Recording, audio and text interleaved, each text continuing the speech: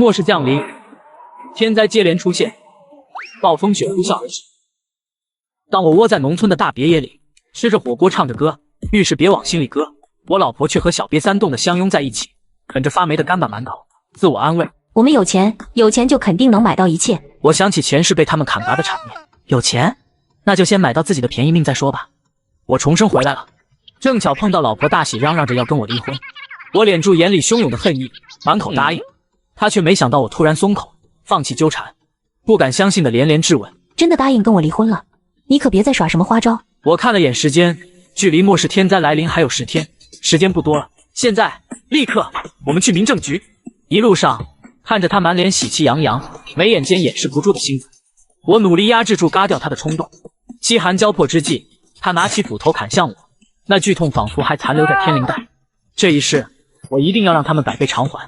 分割财产的时候，我只要了家里所有的钱，共20万，还有1辆车。大喜一口答应，还主动向我请功。看我对你好吧，我都净身出户了。我笑得满含讥讽，却故作不知，真是屎壳郎戴面具，臭不要脸。房子不是留给你了吗？他以为我不知道，其实我门清。他背着我中了1亿彩票大奖，想在兑奖前逼我离开，独吞巨额奖金。前世的我并不知情，美满家庭突然破碎，我并不肯轻易离婚，还妄想着挽回感情。直到他带着小瘪三出现在我面前，我才知道，原来我以为的好妻子，早就和别的甘蔗男勾搭成奸。天灾来临，暴风雪持续肆虐，我们3人生活在一个屋檐下，物资不充足。甘蔗男逼我在极寒天气出门抢物资，来供给他们便宜的小命，我却抵死不从。争执之下，大喜抄起斧头，恶狠狠地砸向了我的脑袋。我并没有在第一时间死去，意识残留之际，还看到那2个恶魔双眼放光。快，这可是新鲜的肉。滋滋，真可惜，你这高大的身躯让我沉醉。我没有要房子，城市里的楼房在末日不仅一点用处都没有，还会遭到邻居的攻击。这一世就让那里成为甘蔗男和他的墓地吧。提交了离婚申请书，我就赶紧开车回家收拾行李。收拾到一半，大喜也回来了，看他脸上真是山羊放了个绵羊屁，既骚气又洋气，就猜到他应该是把1亿奖金拿到手了。但我置之不理，继续整理着我的那些衣物，特别是加棉加厚的冬装。 Say goodbye， 西门，带着你的那些破衣烂衫滚回你的农村去吧，我要出去 happy 了。然后还跟我潇洒的挥挥手。大喜一走，我马不停蹄的翻箱倒柜，他的冬装全都带走，回去给我妈穿。跟前世一样，他是跟甘蔗男去海边浪荡，回来的时候正好碰上极寒天气开始，轻薄的衣物让他们刚出机舱就冻得刚刚的，从而把火气不出意外的撒到阴雪天开车险些迟到的我身上。要你有什么用？我看你是故意想要老娘的命，废物！经过厨房扫荡的时候，我还不经意看到了一把眼熟的斧头，这本是用来砍大棒的，却没想到我却命丧于它。凝视片刻，然后顺手把它拿出来，给放到了桌子上。最后，我巡视一圈这个看起来没什么变化，实则空空如也的房子，给几个关键的隐蔽位置装上了实时摄像。问题解决，我开车抓紧赶回农村家里。一见到爸妈，我的眼泪不禁流了下来。前世断电断网，我最后也没能和他们取得联系，也不知道他们有没有熬过那场天灾。看到我落泪，他们惊呆了，连忙追问怎么回事。我犹豫再三，最后还是把所有的事都和他们说了，也包括天灾、末世、重生。气得老妈眼泪汪汪，老爸口吐芬芳。现在我们要赶紧升级改造房屋，囤食品买物资。行，听你的，你说咋办就咋办。暴风雪，暴的不只是雪，还有风。我看着刚翻盖了没几年的小楼，仍觉得不够坚固。我喊来工程队来做全楼内外加固以及双层保温，就连窗户也全都换成世界上最坚固的硬化玻璃。楼顶安装了5块巨大的太阳能发电板，特地选用了阴天转化率高的多晶板，到时候断电了能靠自发电生活。最重要的还是取暖设备，不能仅依靠农村的燃气取暖，到时候燃气一断，暖气变得冰凉，同样会受冻。老爸看出我有心事，急忙赶来打听，随即哈哈一笑，这点事儿放心吧，老爸安排了。傍晚太阳落山时分，老爸带着一辆货车回来，上面4台崭新的颗粒取暖炉，还有很多袋子的颗粒燃料。我在顶楼的2间卧室还有客厅都各放1台，剩下1台放到2楼，燃料自然就都堆放到了1楼。到时候雪厚达3、4层楼高，1楼就完全不能住人，所以把它当成仓库使用最好不过。夜色已深，我们一家3口急忙吃完饭，就躺床上休养生息，迎接明天的大战。翌日，我们兵分几路，老妈留在家中采摘园子里的瓜果蔬菜，老爸去买现宰杀的猪羊牛肉，我驱车去大型超市采购。到了超市，我先购买了电热毯，一批轻柔保暖的羽绒被，还有填容量最满的长款羽绒服，以及最贵最轻薄的保暖衣物。经过劳保专区，又买了爆火出圈的军大衣、棉帽子、雨靴、防水手套和加棉口罩，再就是纸巾、消毒水等。我噼里啪啦的往购物车里装。素食我也拿了不少，万一真到没法开火的时候，这些东西还能扛饿。出了超市，我抓紧时间往家里运送物资。老爸买了不少肉，还有鱼和活虾，还找来了4台冷冻冰柜，用来储存肉类。安排好物资，开始帮妈妈采摘瓜果，甭管大的小的有没有成熟，都被摘下来。老爸抽空又去批发了一堆调味品，还有油，面也装了满满一车拉回来。忙活一番，抓紧刷个朋友圈，看看外面的近况。一打开惊现出大喜和甘蔗男的 CP 靓照，白天比基尼，晚上酒吧摇摆，真是老太太进被窝给爷整笑了。玩吧玩吧，好好享受人生中最后的快活时光吧。忙完这些，我舒舒服服的洗了个澡。突然我意识到一个问题，让我浑身汗毛竖起。没有存水，暴风雪断的不只是电，还有水。水管冻住，水箱冻裂，只能靠接的雪化成水来解渴。那些雪还极脏。前世甘蔗男和大喜喝的是纯净水，我只能喝雪水。喝完腹痛难忍，腹泻不止。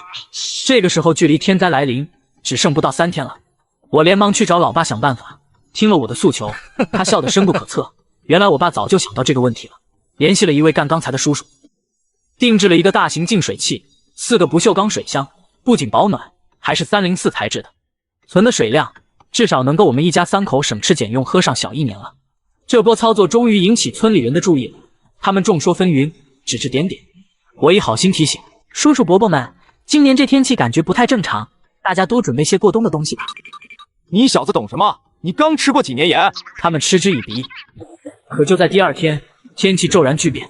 本来第一场秋雨过后，已经是秋高气爽的天气，可突然急剧升温，气温一下飙升至40度，全国各地都在吐槽这秋老虎太厉害。我的心也越来越沉，果然真的要来了。末世降临，天灾接连出现，暴风雪呼啸而至。当我窝在农村的大别野里，吃着火锅唱着歌，遇事别往心里搁，我老婆却和小瘪三冻得相拥在一起，啃着发霉的干巴馒头。前世也是巨热了2天，在第3天的下午，忽然刮起大风，温度骤降，然后暴雪接踵而至。我在相关的帖子底下留言说，这天气不正常，建议多囤点物资，以防不测。结果引来一片嘲讽。你是来卖物资的吗？看见蚊子就拔剑，小题大做。又一个看末日小说看啥的？暑假这么热的天气囤食物。井水不犯河水，南山不靠北山，各过各的。我有些无力，希望我那短暂存在的回复多多少少能引起点人们的关注。如果有人听劝，那最好不过了。把手机扔一旁，我又投入到忙碌中。时间紧迫，我爸正在安装每个楼层之间的隔挡，到时候可以缩小空间，增强取暖效果。时间就这样匆匆而过。突然手机中的监控软件提醒我，前期的那所房子有人来了。我一看是他和小白脸提前回来了，比前世早了1天。虽然不知道他们为何改变了行程，但我透过监控看到他们并没有什么异常。2人吐槽了下这该死的炎热天气后就睡了。可他们意想不到的是，一觉醒来，迎接他们的是这个世界变了，再也回不去。11月13日下午，暴风雪如期而至。我望着窗外的鹅毛大雪，庆幸一切都安排妥当。手里的20万存款全部花光，加上爸妈出了几万块钱采购的物资，足够挺一段时间。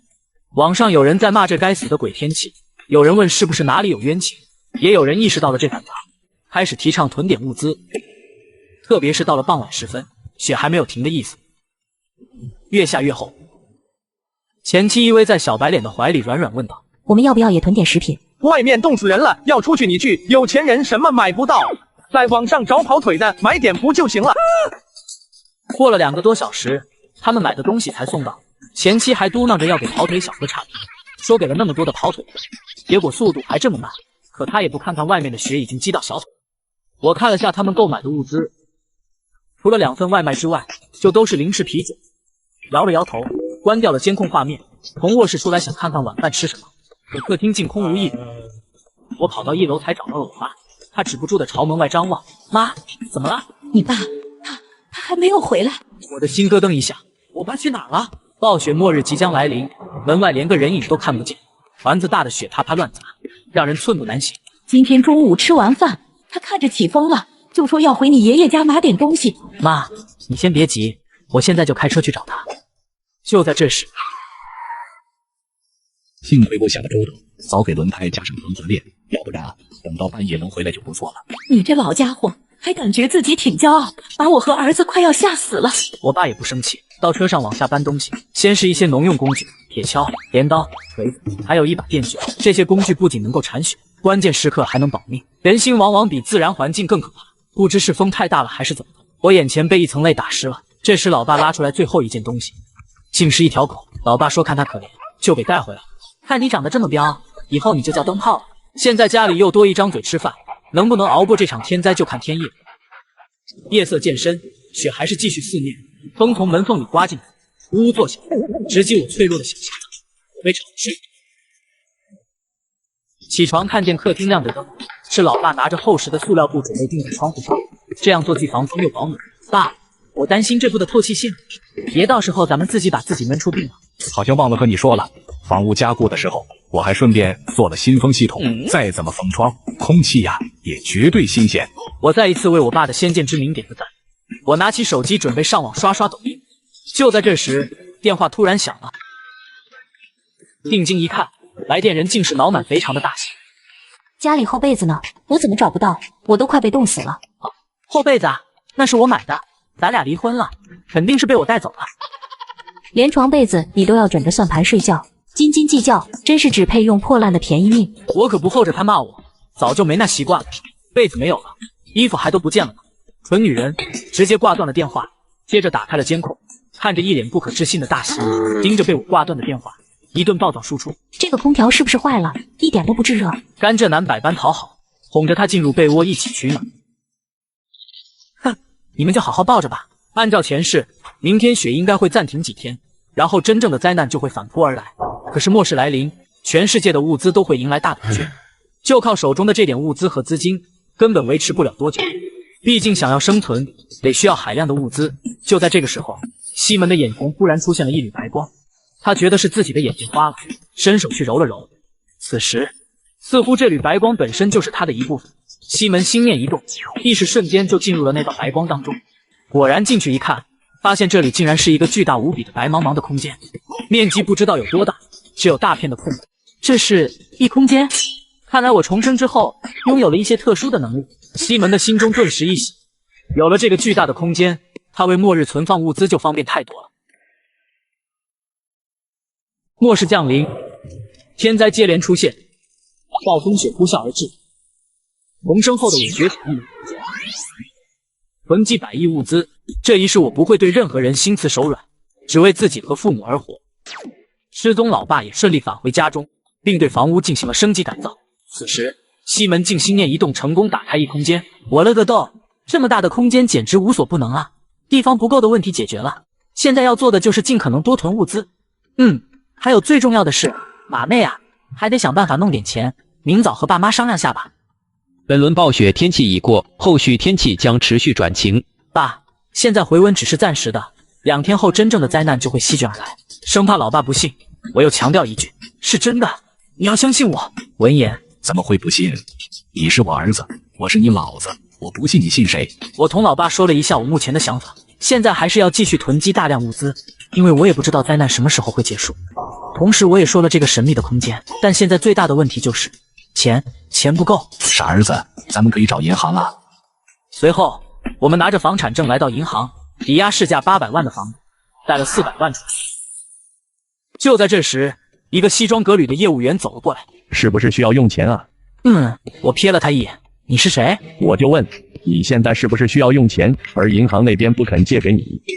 原来是放高利贷，我瞬间心头一动，计上心来。是啊，我家里的生意急需资金周转，可是银行那边……兄弟，现在这银行借钱可是严着的，各种条条框框款得下来的速度也慢。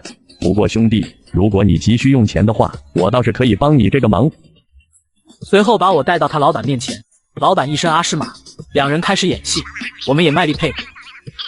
最后我贷款400万，但3个月后就要还700万，当天钱就下来了。借贷公司虽然黑心，但是办事效率是真的高。他们2个人瞬间觉得自己赚翻了，同时我也觉得很赚。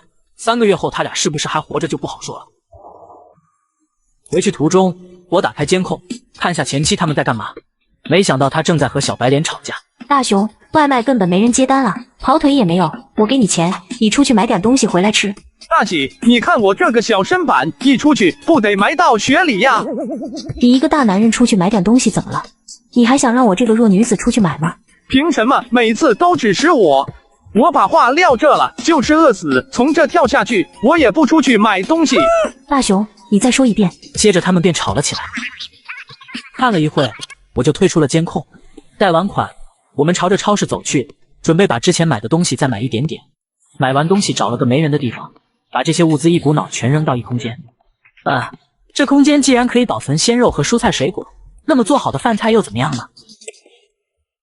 第二天，美食天下大酒店的送餐车，麦肯基的5000份炸鸡，全家桶以及金聚德5000份烤鸭，就来到了我家的门口。浩浩荡荡的送餐车，马路都给围堵得水泄不通，这可让村里的邻居们都看得亚麻呆住。哇，好多吃的啊！妈妈，我想要吃哟。我就说过不用准备物资了，这个雪一会儿就停，你看你们还不信，买了这么多，吃不完的。我仔细看了看，来人正是小母牛坐电热毯，牛逼哄哄的刘大妈。我刚准备说话，她便又开口了：我家儿子想吃点你们送的餐，你家有这么多，给我儿子吃点吧。本不想多事，就随手给了他一份炸鸡。你怎么这么小心眼？我家大宝吃你点东西，至于给这一捏捏吗？你这个坏蛋，把炸鸡多给我吃，要不然我尿尿吃你了啊！嗨嗨，小土豆，跟着下雪的节奏，跺跺脚，甩甩头，放飞你的小自由。末世降临，天灾接连出现，暴风雪呼啸而至。重生后的我觉醒异能空间，囤积100亿物资，原本一切都很顺利，谁知在自家门口被奇葩邻居打劫，竟然还是个3岁小孩，武器是用尿呲我，见我给吃的给的太少，他便直接说：你怎么这么小气啊？这么多车美食，直接给我们1车，你也分给咱们邻居点呢。小母牛，不，刘大妈，你这直接抢不好吧？而且这是我花钱买的，我想给就给。另外，没人教你随便要人家东西不礼貌吗？你跟我们这些邻居计较啥？尊老爱幼懂不懂？他还小，你就应该让着他。我又不是他爹，为啥要让他呢？真是草船上借来的不就是你吗？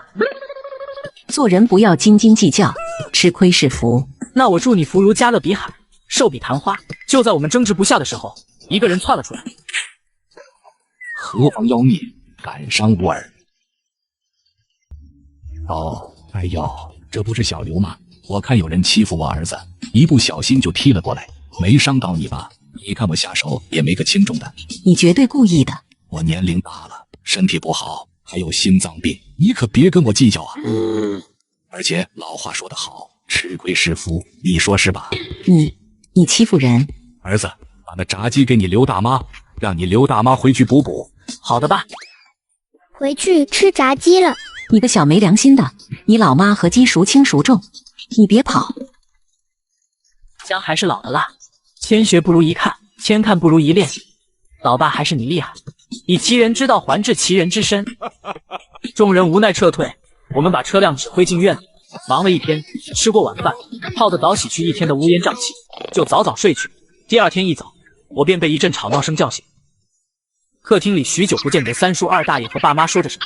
三哥，听说你家最近彩票中奖了，邻居说你家车来车往的送物资，还大兴土木装修房子。三哥，你也知道我上有8岁老母，下有80岁儿子，穷的只剩西北风和影子了。三哥，你就借点钱给我呗。还有我，三大爷，借我点钱，我去买个钓鱼竿练练手，过个3年5载的就还你。他说的话如枯枝败叶般涩哑，让人无法平静的倾听。大哥呀，我家最近花钱地方是挺多，手头也的确不宽裕了，要不你试一试借呗或者花呗呢？那不行，那些玩意借了要还呢。跟人沾边的事你是样样不做，天下之大，大不过你缺的那颗心眼。要是借钱的，那你们可以回去了。其实我们家也没钱，你们看，这都是贷的款。上面白纸黑字写明了贷款信息。明明日子过得紧巴巴，偏偏要装作富可敌国，闹了半天没钱啊！亏我们这么冷天跑这来，散了散了。望着他们离去的背影，老爸还是放心不下，朝他们喊去：这天气不正常，你们最好囤点吃的，以防万一。这天都晴的仿佛一幅美丽的画卷了，能有啥事儿？看来他们一家是真疯了。最近听说西门这小子和大喜离婚了，难不成他们一家都受刺激了？心里这么想的，嘴上就说道：好的，三大爷。望着他们离去的背影，我微微叹了口气。明天晚上就要变天了，希望还来得及，但愿他们最后都能听劝吧。末世降临，天灾接连出现。重生之后，对谁都不会心慈手软，只为自己和父母而活。魂姬28级大酒店的美食到家，却惨遭邻居打劫，又遇上熊猫点外卖，损到家的亲戚跑来借钱，麻烦全都解决。我们为迎接末日暴风雪的到来，也万事俱备。弹指一挥间，隔天天气骤变，原本温暖的风变成了冰冷的北风，雪花纷飞，大地瞬间被覆盖了一层白色，雷声如同天空的雾影，震撼人心，使人敬畏这突如其来的变化。这时有人幡然醒悟，向着超市飞奔而去，开始囤点物资，有备无患。此时的我正在屋子里吃着火锅，唱着歌，遇事不往心里搁，看着屋外鹅毛大雪。我打开了监控，此时的大喜和甘蔗男蜷缩在沙发上，冷得直吐槽。这么冷的天，单身狗会变成旺旺碎碎冰吧？我看向桌子，那里有他们吃剩的零食泡面。大喜，现在大家都在囤物资，我们也赶紧行动吧，不然30晚上办年货来不及了。未等大喜回答，我手机突然弹出来一条消息，是那还未来得及退出的物业群里有人艾特了大家，是物业要准备采购点物资，问有没有需要一起。邻居们纷纷同意，只有大喜两眼放光，果断转账5000元，和物业人员说一定要帮我多多采购，钱好说，人家还小，出去实在怕怕。真不知道这个人哪来的这么多件。退出了监控，老爸提议打会儿牌。屋里温度很高，整个房间暖腾腾的，就连炮哥也兴奋的不能自己。老爸端来热饮，老妈拿出原生态瓜子，我就负责气氛呗。走曲，改革春风吹满地。错了，再来。一个3，一个3，一对王。你个孩子打点牌，你是欠揍的很。那个是对王最大，你不晓得呀？我知道他是对王啊，打牌要的是气质。妈妈，你懂不懂啊？你要不要嘛？你这个叫气质，你这个叫气死。哎，你要不要吗？我不要。好吗？你气质你出吗？石沟圈凯肩，要不要？不要。你不要吗？我要。还想跳过去吗？4个6，要不要？4个6，弄他呀！你对王都直接打了，你炸弹肯定多，弄。我不弄，你弄。我要不起。要不起啊，出。3个锄头带对4。3带2我有的吗？3个9带对2，我也是3带2，看到没有？那个叫3带对，不是你说的3带2，带1对2。跟你打牌人都要少活几年，你对王已经走了，对2很大了。大哥，你是没有对了吗？非要带对2，说妈妈你吼个锤子嘛，你吼，牌在我手上，我想打哪个打哪个。我要是有对儿，我不想带对啊，我把对2带了呀。真的是，我不要。我也不要，让你再走一次。你不要啊？不要。1对2，剩3张，要不？这是啥意思？4个2拆了呀？4个2拆了呀？那会打对2，这会打对2，是啥意思你啊？跟你斗个地主，裤头都要输了。我不要。我也不要，再走一手。再走一手啊？1对3，剩一个。大儿子，你刚才不是说你没对子吗？你对3是啥？我3个3。干得漂亮！我的仙人板板，3个3你可以直接走啊，你把对2带了直接走啊，你是啥意思？这个那个是2口子，这个是小3，原配在这，他赶一路啊，他不挨打呀。你打个牌，你还能看出那个牌是夫妻啊？你跟我说你从哪看出来了？你没看到那里有个尖尖的，那里有个凹凹的吗？那个明显都是一个公的和一个母的。一家人沉浸在欢声笑语中，丝毫没有受外面冰天雪地的影响。而此时，大喜那边还在靠着之前买的泡面度日，苦哈哈的等着物业给他们送物资。第二天，我被手机震动声音叫醒，点开一看，发现是大喜在群里疯狂艾特之前收买物资的那个人，可是人家并没有回复。我不小心点开了那个人头像，顿时便笑起。天灾来临，极寒降落蓝星，每一秒都有生物被灭绝。人们终于意识到囤积物资，但为时已晚，再囤也是杯水车薪了。而此时的我们不但嘻嘻哈哈的斗着地主，而且还吃着火锅唱着歌，好不快活。我顺手点开群里那个人的头像，思绪瞬间被拉回前世。末日来临，他靠掌控着物业的大批物资，成了天灾时作威作福的臭霸王。原来他就是前世硬要抢我的大猫。我顿时一笑，这一世他能把大喜的钱乖乖吐出来才怪。关上手机，我拉上被子准备开始一觉睡到中午，刚想去拿碎碎冰清醒一下，结果就闻到了一股浓郁的肉香。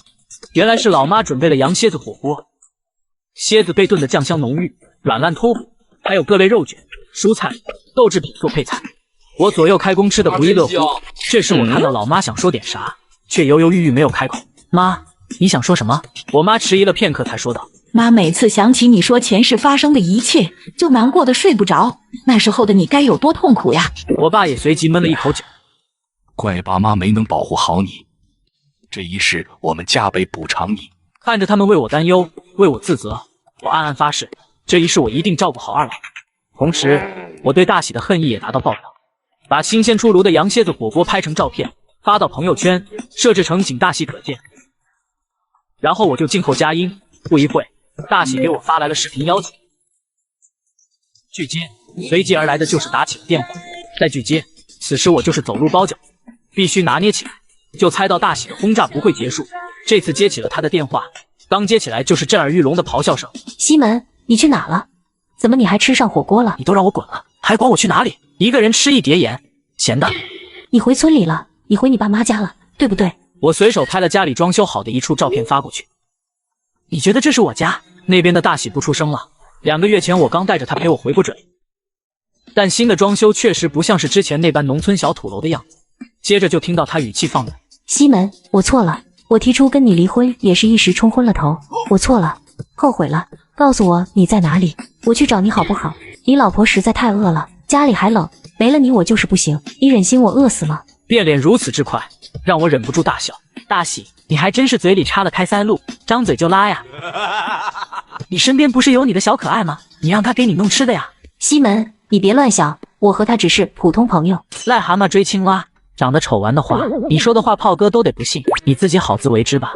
挂断电话，打开监控，就看见大喜和渣男大肆抱怨：你一个大男人怎么一点用没有？赶紧想办法研究吃的呀！之后就看见他们到处翻东西，幸运的是他们的食物只剩下一堆堆的垃圾袋，最终只能咕咚咕咚的往肚子里灌水，感觉在泄愤，又似是在充饥。灌吧灌吧，到时候纯净水都喝没了，你就知道你俩现在是有多奢侈。这时大喜突然到渣男耳边捣鼓了几句：这样不好吧？有什么不好的？都快饿死了，还管那些干嘛？你要是爱我，就跟我走。然后就看见2个人鬼鬼祟祟的溜出门了。末世降临，天灾接连出现，暴风雪持续肆虐，连空气都是冰凉的，家家户户都要5米下锅，马上断粮了。我们一家3口却悠闲自在的在暖和的屋里吃着火锅，唱着歌。再看甘蔗男和我那倒霉前妻，嘀嘀咕咕，肯定是嘴里嚼臭虫没憋好。就问你还爱不爱我？爱我就和我一起去。然后2个人就蹑手蹑脚，偷偷摸摸的出门了。此时渣男鬼鬼祟祟的盯上了一户人家，看了看四下无人，向着大喜挥动他那肥硕的翅膀。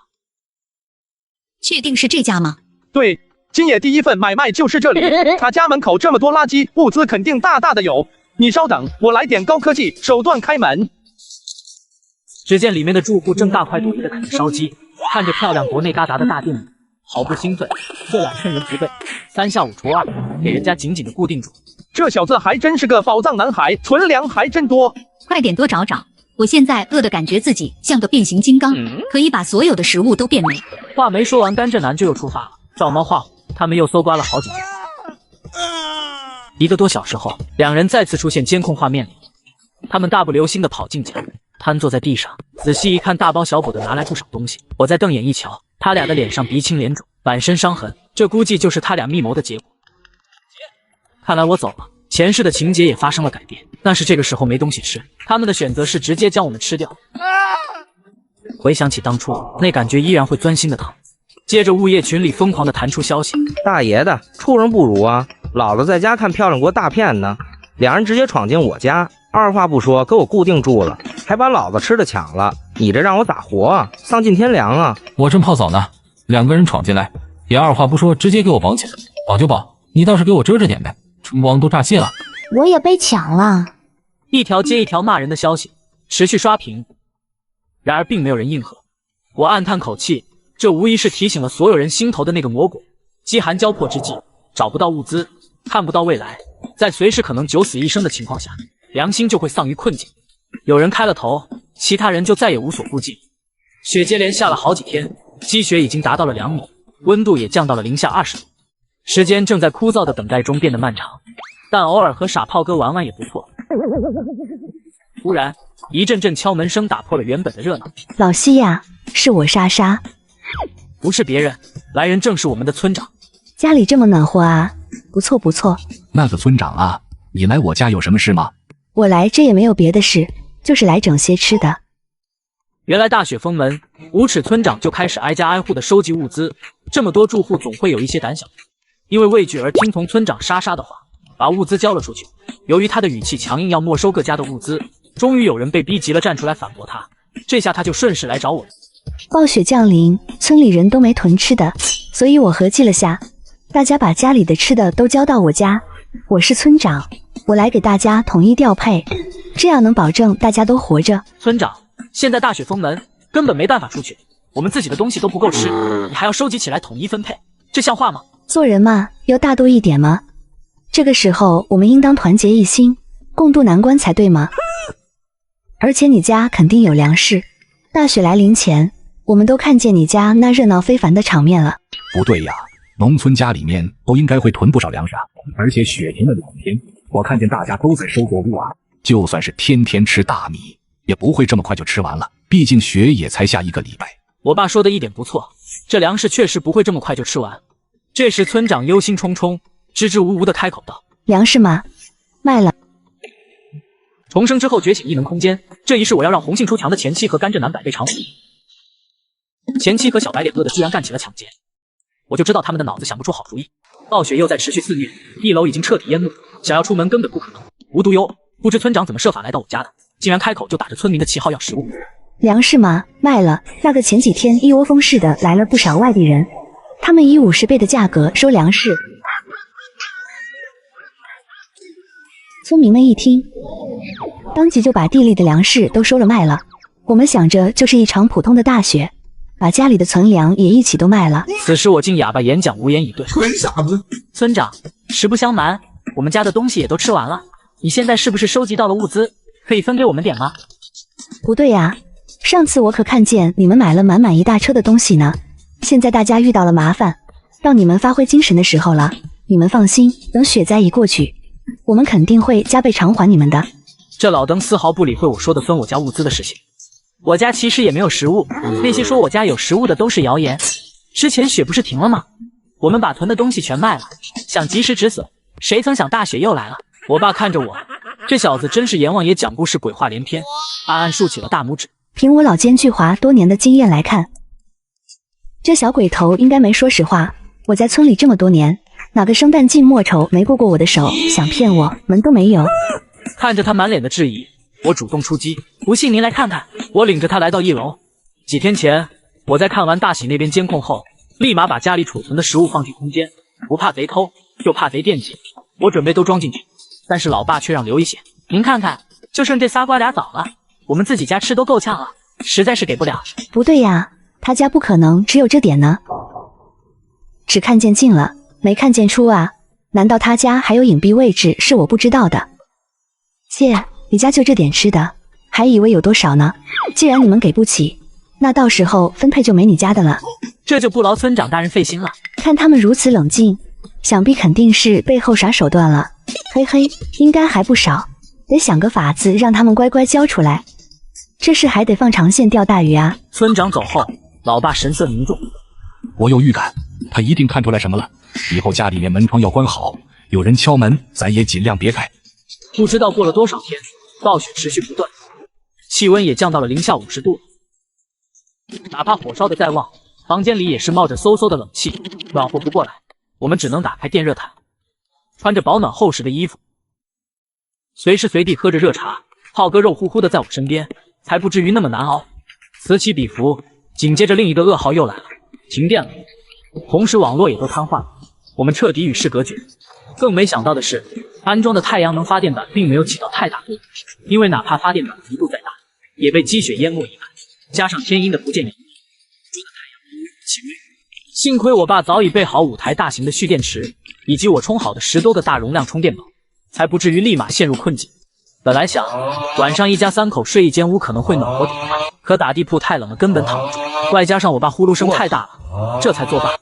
寒冷的日子让一家人兴致都不太高，扑克也被收到一旁，没人再想去玩。这时我看见我爸手里拿着2样布满灰尘的东西，一个是收音机，一个是望远镜。收音机调试半天，终于收到了信号。请各位群众不要紧张，组织不会放弃大家，但一定要积极自救。另外，电路问题在积极维修中，物资也在逐步发放。有了外界的声音，我们悬着的心才有点放下了，日子也没有那么难熬了。极寒降落，末日天灾来临，坏消息层出不穷。无良村长突然到访，打起了我家物资的主意。随后气温骤降，最不能忍受的还是没电没网，这简直是猪八戒进汤锅活要命。幸运的是家里有个尘封的收音机，能接收外面世界的消息。我妈做了麻辣的烤肉干，我边嚼边翻看漫画书，嚼累了就来一口刚出锅的糯米粘豆包，吃下去黏糊糊甜滋滋，这种感觉真的是起飞了。看书看累了，就拿出望远镜望向窗外，虽然远处还是一片白茫茫，没有什么变化，但每次看，心仿佛也跟着飞了出去。可没想到，平静的生活在一个晚上被打破。凌晨2点，正是睡得最香的时候，这时出现了2道鬼鬼祟祟的身影。哎呀，大哥！哎呀，大哥，咋回事？砸到你的身上了？不好意思啊。你小点声，生怕人家听不见吧。话说你这是什么装扮？这不是第一次来偷东西吗？带上这个更有体验感。怎么说话的？别造谣好吧？咱们是来替别人勘察一下他家食物的摆放位置。怎么会是偷呢？我去，对自己的谎言一直死不承认，这境界也是让我对他的人品更加崇拜了呢。大哥，咱为啥帮这老姐姐啊？他明面上是村长，暗地里可是咱村老大，号称人美姓爷子，咱给他帮忙，这不是为了增加好感吗？二呢，咱也不白来，顺手牵点羊，岂不美哉？他家就3口，其中2个不战而溃，这不信手拈来吗？还得是大哥聪明啊，不像我只会。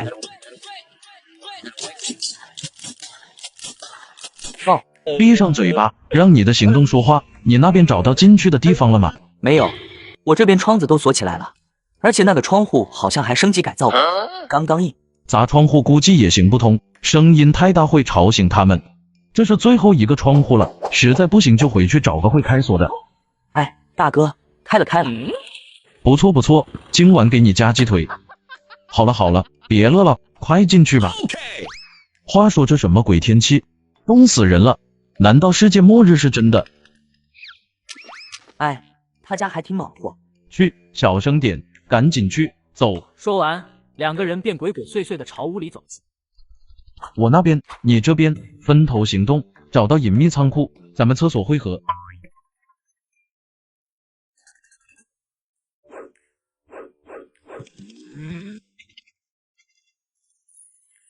舒服了，舒服了。与此同时，另一边储物间，我猜这里一定会藏着很多吃的。不是，这么大的地方就放这点吃的吗？而且这也不像有仓库的样子。这个老骗子。算了，找个包把这些吃的都带走。这时，一个熟悉的东西。哎，这是嘛呀？拍起来还刚刚响。我去！我被突如其来的剧情吓醒。这时外面传来翻东西的声音，我意识到家里来贼了，别他妈睡了，人都跑你被窝来了。我不知道啊。极寒降临，暴风雪疯狂哒哒哒，2个倒霉小偷傻乎乎的来我家盗窃，被炮丢一顿，老头乱炸。后来老爸拿出当年获得称霸小巨人文明之星的气，又给我来一顿爱教。就在全家刚刚收拾好的时候，终于迎来了好消息：冰冻3尺，非一日之寒；小腹3层，非一日不馋。此时此景，是我们家体会人生的原动力。正当我们沉醉在美味里不能自拔时，屋内的灯光开始忽明忽暗，随后整个屋子就被灯光所照亮。我们还来不及开心，老爸反应迅速，对我们大喊：“抓紧把我们的充电宝和电池充上电！此时不充，更待何时啊，老铁们！”说完，我们火速开始行动。看着充满电的手机，我马上开机。世界掌握在你的手里，压力手机为您保驾护航。屏幕亮了，看着熟悉的界面，感叹这才是美好的生活。检查了一下网络，发现已经恢复。同时意外发现，停电的这段时间，监控录像一直在录制吗？